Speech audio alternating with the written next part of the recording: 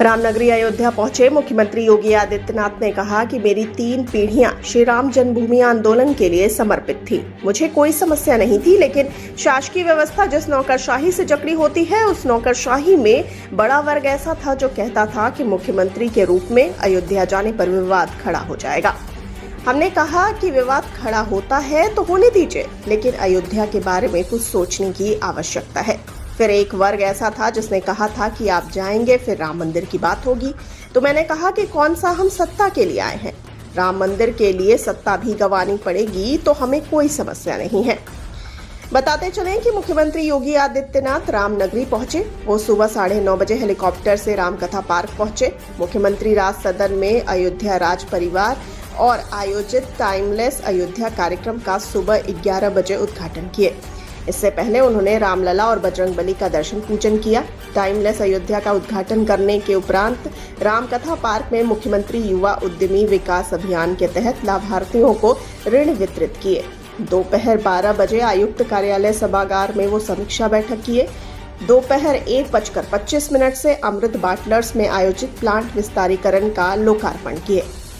यद्यपि मेरी 3 पीढ़ियां श्री राम जन्मभूमि आंदोलन के लिए समर्पित थी, मुझे कोई समस्या नहीं थी, लेकिन शासकीय व्यवस्था जिस नौकरशाही से जकड़ी होती है, उस नौकरशाही में एक बड़ा वर्ग ऐसा था जो कहता था कि मुख्यमंत्री के रूप में अयोध्या जाने से विवाद खड़ा होगा।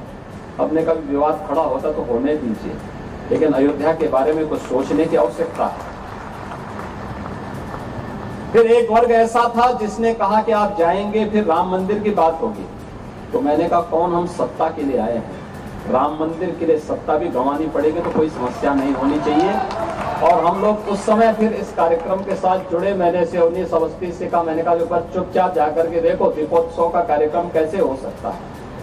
और वे यहाँ आए, उन्होंने यहाँ सर्वे किया, उन्होंने कहा दीपोत्सव का आयोजन होना चाहिए। मैंने कहा मैं जाऊंगा, दीपोत्सव करते करते बीच में फिर राम मंदिर की बात उठेगी तो इसको क्या करेंगे। उन्होंने कहा नहीं, कार्यक्रम हो इसके बारे में हम सबसे बात करते हैं और सबका सकारात्मक भाव हो। और आज आप देख रहे होंगे दीपावली के एक दिन पहले अयोध्या का दीपोत्सव अयोध्या का एक फेस्टिवल बन गया, एक पर्व बन गया है। लाखों की संख्या में श्रद्धालु आते हैं और मैं मानता हूं यह शुरुआत थी अयोध्या में राम जन्मभूमि बनने की शुरुआत थी, राम जन्मभूमि की आधारशिला रखने की एक शुरुआत थी। अभी मैं जन्मभूमि दर्शन करके आ रहा हूं। मैं गत वर्ष अयोध्या में आए हुए श्रद्धालुओं की संख्या को देख रहा था और मैंने 2015-16 में भी कितने श्रद्धालु यहाँ आए, 16-17 में कितने आए, वो आंकड़ों को भी देख रहा था। एक समय था जब पूरे वर्ष भर में केवल 2,34,000 श्रद्धालु यहाँ पर आए थे 16-17 में। और मैं गत वर्ष के आंकड़े देख रहा था। गत वर्ष अयोध्या धाम में श्रद्धालुओं की संख्या आई थी 16 करोड़। आप अनुमान करिए क्या 2,34,000 और 16 करोड़ में कोई अंतर ही नहीं है। अभी आप देख रहे होंगे लाखों लोग अयोध्या में आज भी दर्शनार्थ आए थे। लोग चाहते थे, लेकिन लीडरशिप का अभाव था, लोग उसको आगे नहीं बढ़ने देना चाहते थे, सही जानकारी और सही तथ्यों को सामने नहीं आने देना चाहते थे।